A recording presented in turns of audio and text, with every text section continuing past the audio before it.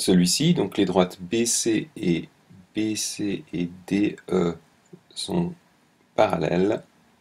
On nous dit que AB est égal à 5. Là, il y a un petit problème d'espacement des données. AB est égal à 5. Donc AB ici vaut 5. AC vaut 3. Et DE vaut 16. On nous demande de calculer BD, qu'on va appeler X. CE, Y et BC, Z. Donc, X n'est pas le côté d'un triangle a priori. Bon. Y non plus. Z, Z, lui, on voit tout de suite que Z est le côté du triangle, est un côté du triangle ABC.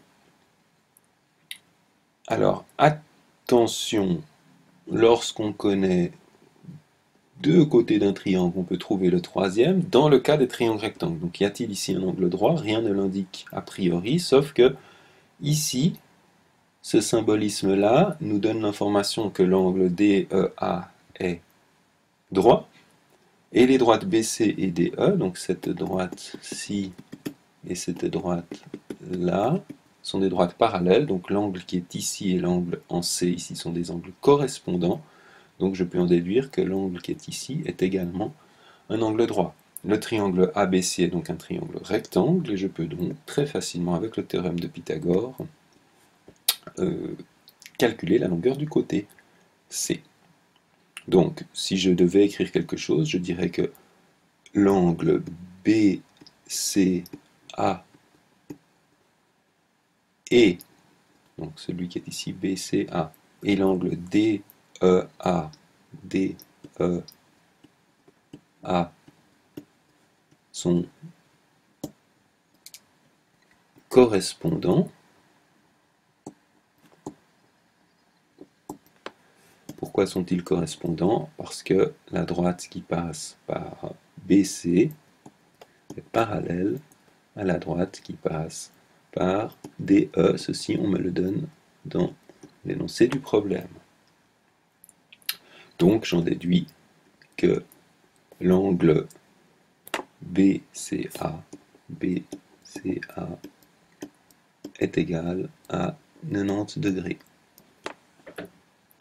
Donc, j'en déduis aussi que le triangle BCA, cette fois-ci le triangle BCA ou ABC, est rectangle, et donc je peux appliquer le théorème de Pythagore. Le théorème de Pythagore qui me dit donc que 5 au carré est égal à 3 au carré plus z au carré, c'est-à-dire z au carré est égal à 5 au carré 25 moins 3 au carré 9, c'est-à-dire 16, et donc que z est égal à plus ou moins, alors si je résous l'équation de façon algébrique, z est égal à plus ou moins la racine de 16, c'est-à-dire plus ou moins 4, mais bien entendu, comme z est une grandeur, donc longueur de côté strictement positif, je garde uniquement la solution positive de l'équation, c'est-à-dire z égale. Ce truc-là était un 4. Pas d'unité pour le problème. Bien, maintenant je m'intéresse à x et à y. X et y ne sont pas des côtés directement de triangle, mais ils sont des parties ici de côté du triangle vert. Alors le triangle vert, bien sûr, est également un triangle rectangle, donc je peux appliquer le théorème de Pythagore, je pourrais dire que 5 plus x au carré plus 16 au carré égale 3 plus y au carré, mais ce serait une équation dans laquelle j'aurais deux inconnus x et y, donc pas de possibilité de la résoudre.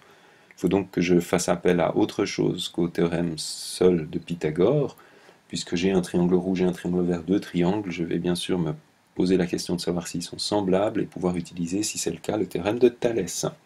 Donc, deuxième partie de raisonnement. Le triangle rouge est-il semblable au triangle vert? Eh bien, l'angle qui est ici et l'angle qui est là, je peux appeler alpha et alpha prime, sont naturellement des angles également, exactement comme l'argument qui est ici, sont également correspondants, donc même argument, et l'angle, on a déjà vu que l'angle ici est égal à l'angle droit, et l'angle qui est ici, l'angle alpha, non, je n'aurais pas dû les appeler alpha et alpha prime, enfin c'est égal, on va l'appeler, tant pis, on va varier un peu, epsilon. L'angle epsilon est commun aux deux triangles, donc le rouge et le vert, et puis on avait déjà vu auparavant que l'angle, alors on va varier les notations, hein, BCA, comme je l'ai écrit ici en haut, est égal, bien sûr, à l'angle DEA, les deux étaient d'ailleurs égaux à 90 degrés, donc ces deux triangles, le triangle rouge et le triangle vert, ont trois angles égaux, donc on peut en déduire que le triangle rouge BCA et le triangle vert DEA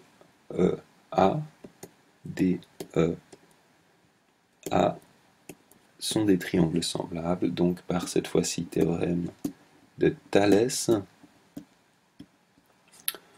je peux dire que rapport des côtés correspondants est égaux, donc je prends cet angle qui est commun dans les deux triangles, donc dans le grand triangle vert, le côté opposé c'est DE,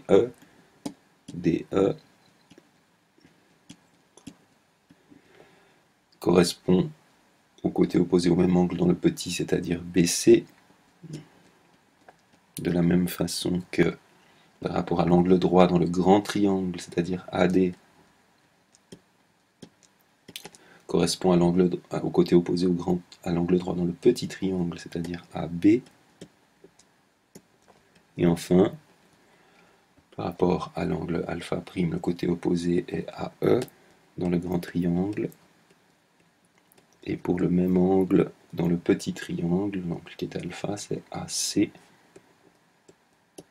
Si je substitue maintenant par les valeurs numériques, DE vaut 16, BC vaut Z qui valait 4, AD, où il est là. Alors AD c'est toute cette longueur, c'est donc X et 5, donc X plus 5, X plus 5, AB 5, AE, où est-il? X, Y plus 3, Y plus 3 et AC 3. Donc il ne me reste plus qu'à travailler avec, dans un premier temps, ces deux égalités. Donc 16 sur 4, ça fait 4, est égal à x plus 5 sur 5, x plus 5 sur 5, c'est-à-dire 5 fois 4, 20, est égal à x plus 5,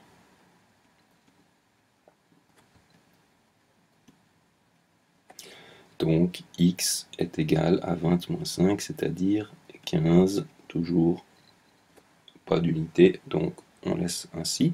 Et puis maintenant, si je travaille avec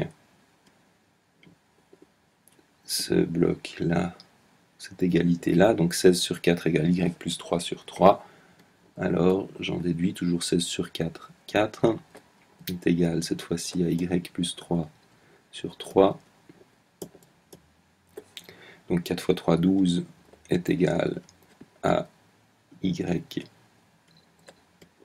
plus 3. Et donc y est égal à 12 moins 3, 9.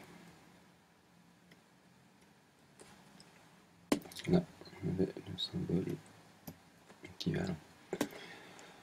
Donc, les questions, la réponse, j'écris sur la gauche ici la réponse puisque j'ai plus de place ailleurs. BD est égal à x qui est x16, CE est égal à y qui est 9, et BC est égal à Z qui est 4.